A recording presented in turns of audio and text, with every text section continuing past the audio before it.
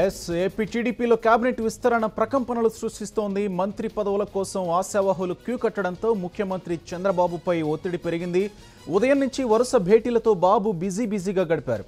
Cabinet నుంచి తొలగిస్తారన్న ప్రచారం నేపథ్యంలో ముఖ్యమంత్రిని కలిసిన బొజ్జల గోపాలకృష్ణారెడ్డి, మృణాలినీలు తమను కొనసాగించాలని కోరారు. మంత్రివర్గ విస్తరణపై సుదీర్ఘ కసరత్తు చేస్తున్న చంద్రబాబు ముఖ్య నేతలు, సీనియర్ మంత్రులతో చర్చలు జరుపుతున్నారు.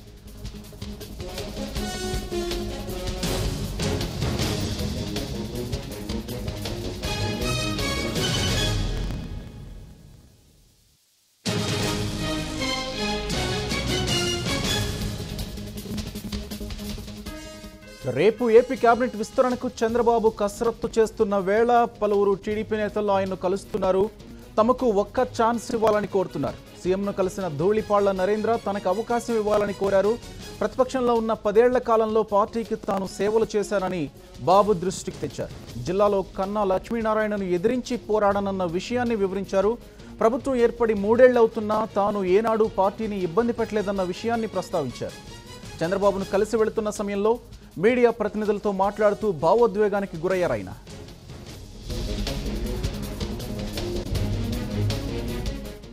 రైట్, దీనికి సంబంధించిన మరింత సమాచారం మా ప్రతినిధి మునిరాజ్ అందిస్తారు. మునిరాజ్, చెప్పండి, ధూళిపాళ్ల నరేంద్ర భావోద్వేగానికి గురి కావాల్సిన అంశం అక్కడ ఏం జరిగి ఉంటుందని అనుకుంటున్నారు? అంటే దాదాపు 5 సార్లు వరుసగా ఎమ్మెల్యేగా గెలిచిన తర్వాత కూడా ధూళిపాళ్ల నరేంద్రకి ఎందుకు ఇలాంటి పరిస్థితి వచ్చిందనుకోవచ్చు? గోపి, మధ్యాహ్నం ముఖ్యమంత్రి చంద్రబాబు నాయుడుతో ధూళిపాళ్ల నరేంద్ర భేటీ అయ్యారు. ఈ భేటీలో తనకు అవకాశం కల్పించాలని తాను చేసిన కృషిని పార్టీ పట్ల విధేయతను తెలియజేశారు. అయితే అన్ని సామాజిక కోణాలను, ప్రాంత పరిస్థితులను అర్థం చేసుకొని సహకరించాలని ముఖ్యమంత్రి అనడంతో తనకు మంత్రివర్గంలో చోటు కల్పించడం సందేహమైనదని చెప్పి ధూళిపాళ్ల నరేంద్ర భావించారు. దీంతో భేటీ అనంతరం ధూళిపాళ్ల నరేంద్ర ఇంటికి వెళ్తూ మీడియా ప్రతినిధులతో కాసేపు మాట్లాడే ప్రయత్నం చేశారు. అయితే తనకు మంత్రివర్గం అవకాశం వస్తుందా రాదా అనే దానిపై మా మీడియా ప్రతినిధులు పదే అడగడంతో ఆయన భావోద్వేగానికి గురై కంటనీరు పెట్టి సైలెంట్ గా వెళ్ళిపోయారు. దీంతో అంటే తనకు రాదు అనే మంత్రి పదవి తనకు కల్పించడం లేదు ఈ విస్తరణలో అనేసి చెప్పి క్లియర్ గా అర్థమయ్యాకే ఆయన భావోద్వేగానికి గురైనాడు. ఎందుకంటే గత 10 ఏళ్లలో అంటే తెలుగుదేశం పార్టీ ప్రతిపక్షంలో ఉన్న 10 ఏళ్లు కూడా రాజశేఖర రెడ్డి పైన కానీ, అలాగే కిరణ్ కుమార్ రెడ్డి ప్రభుత్వం పైన కానీ వివిధ సందర్భాల్లో ధూళిపాళ్ల నరేంద్ర గట్టిగా తన పార్టీ వాయిస్ ని వినిపించడమే కాకుండా డైరెక్ట్ గా ఆందోళనలో కూడా పాల్గొన్న సందర్భాలు ఉన్నాయి.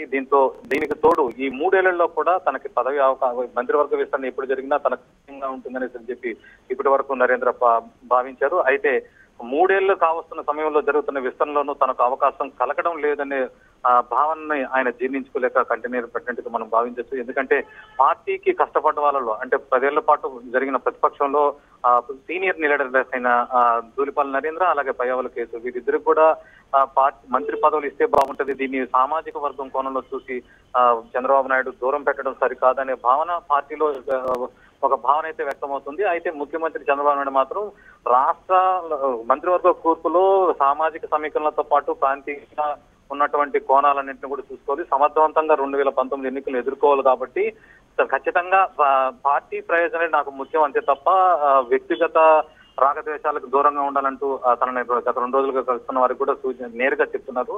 ఈ నేపథ్యంలోనే ధూళిపాళ్ల నరేంద్ర కూడా అటువంటి సమాధానం ఎదురవడంతో ఆయన భావోద్వేగానికి గురయ్యారు. గోపి, అయితే మునిరాజ్, మనం చూస్తే కాసేపట్లో ముఖ్యమంత్రి చంద్రబాబు కీలక నేతలతో భేటీ అయ్యేటట్లు మనకి సమాచారం అందుతోంది. ఎవరెవరు ఈ భేటీలో పాల్గొనే అవకాశం ఉంది, అలాగే అసంతృప్తుల్ని ఎలా బుజ్జగించే అవకాశం ఉంది, ఎలాంటి చర్చలు కొనసాగుతున్నాయి వీటి మీద? ఉదయం నుంచి కూడా సీనియర్స్ తోటి ముఖ్యమంత్రి చంద్రబాబు నాయుడు భేటీ అయ్యారు. వీరిలో కళా వెంకట్రావు, అలాగే సీనియర్ మంత్రి అయినటువంటి ఆర్థిక శాఖ మంత్రి యనమల రామకృష్ణుడితో పాటు మృణాలిని, అలాగే జేసీ దివాకర్ రెడ్డిని కూడా కలిశారు. అయితే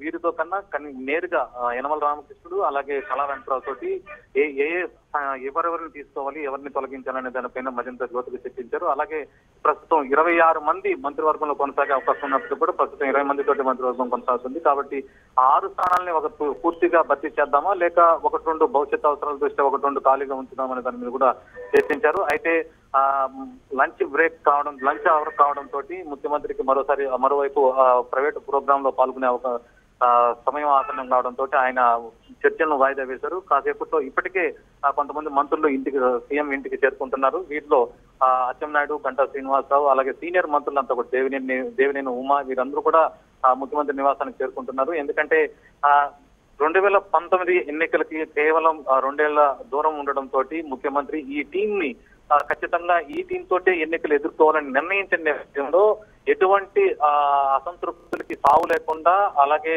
చిన్న పొరపాటు కూడా తలెత్తకుండా మరిన్ని జాగ్రత్తలు తీసుకునేందుకే తన అభిప్రాయాలను సాధారణంగా ఆయన మంత్రుల వద్ద కూడా వ్యక్తం చేయరు. అందువల్ల ఎవరెవరు ఏమనుకుంటున్నారు, ఇప్పటికే ప్రచారంలో ఉన్న పేర్లు మంత్రులు తొలగిస్తారని చెప్పి ఇప్పుడు ప్రధానంగా ప్రచారంలో ఉన్నటువంటి రావుల కిషోర్ బాబు, అలాగే పల్లె రఘునాథ్ రెడ్డి, మృణాలని, బద్దుల గోపాలకృష్ణారెడ్డి, పీతల సుజాత పేర్లు ప్రధానంగా కనిపిస్తున్నాయి. వీటన్నిటిలో వీరి స్థానంలో ఎవరెవరిని తీసుకోవాలి ఏమనే దాని మీద కూడా మరింత క్లారిటీ వచ్చే అవకాశం ఉంది. దీంతో అయితే ఈ భేటీ అనంతరమే ఆ మంత్రులుగా ఎవరెవరిని తీసుకుంటున్నా, ఎవరెవరిని తొలగిస్తానే దాని మీద స్పష్టమైన ప్రకటన వెలువడే అవకాశం ఉంది. గోపి, అయితే మునిరాజు, మనం చూస్తుంటే ఆశావహుల లిస్ట్ అయితే చాలా ఉంది. ఈ నేపథ్యంలో కొంతమంది కేంద్ర మంత్రుల నుంచి కూడా రికమెండేషన్ లెటర్లు వస్తున్నట్లు మనం కొన్ని వార్తలు వింటా ఉన్నాం. ఇది ఎంతవరకు నిజం? ఎవరెవరు ఇలా రికమెండ్ చేసినట్లు ఏమన్నా వార్తలు, నిజమైన వార్తలు ఏమన్నా మనకు తెలుస్తున్నాయా? అంటే కేంద్ర మంత్రులతోటి పర్టికులర్ గా కీలకంగా వ్యవహరించారు. తెలుగుదేశం పార్టీలో కీలకంగా వ్యవహరించే కేంద్ర మంత్రి సుజనా చౌదరి తోటి మాత్రం ఒకరిద్దరు ప్రయత్నాలు చేసినప్పటికీ కూడా ముఖ్యమంత్రి వ్యవహార శైలి తెలిసిన వాళ్ళు ఎవరు కూడా పైరివి కోసం ఇతర నేతలు కానీ పార్టీలో ఉన్న సీనియర్స్ ని ప్రయోగించడం మంచిది కాదనే విషయం మాత్రం పార్టీలో ఉన్న సీనియర్స్ అందరికీ తెలుసు. దీంతో జ్యోతిర్లాల్ నెహ్రూ కూడా గత ఎన్నికల్లో తన వైసీపీ నుంచి గెలిచి టీడీపీలోకి వచ్చినప్పుడు ఇచ్చిన హామీ సీఎం గుర్తుంది, నాకు గుర్తుంది, కానీ ఆయన ఏం నిర్ణయం తీసుకున్నా తను కట్టుబడి ఉంటానని చెప్తున్నారు. మరోవైపు సోమిరెడ్డి చంద్రమోహన్ రెడ్డికి కూడా సీనియర్స్ అంటే కేంద్ర మంత్రులతో పాటు మరో పార్టీ సీనియర్ నేత కూడా రికమెండ్ చేసినట్టుగా సమాచారం ఉంది. అయితే చంద్రబాబు ఈ సిఫార్సులకి సాధారణంగా సిఫార్సులు చేస్తే వ్యతిరేకంగా స్పందిస్తారనేసి ప్రచారం జరుగుతున్న నేపథ్యంలో ఇటువంటి సిఫార్సులు మాత్రం మాక్సిమం ఆశావహులు ఎవరు కూడా ఆ ప్రయత్నం చేయకుండా నేరుగా వారే కలిసి ముఖ్యమంత్రికి తమ యొక్క బలాలను తెలిపే ప్రయత్నం చేస్తూ పార్టీకి తాము ఎంత కష్టపడింది అనే దాన్ని మాత్రం వివరించే ప్రయత్నం చేస్తున్నారు. అయితే ఇప్పటికే ఒక నిర్ణయానికి వచ్చిన ముఖ్యమంత్రి ఈ రేగుతున్న అంటే కడప, విజయనగరం జిల్లాల్లో రేగినటువంటి అసంతృప్తుల్ని ఏ విధంగా బుజ్జగించాలనే దానిపైన గత రాత్రి నుంచి సుజనా చౌదరితో పాటు గంటా శ్రీనివాసరావు, అలాగే విజయనగరం జిల్లా ఇన్ఛార్జి మంత్రులు ప్రయత్నం చేస్తున్నారు. రైట్. Thank you Muniraj.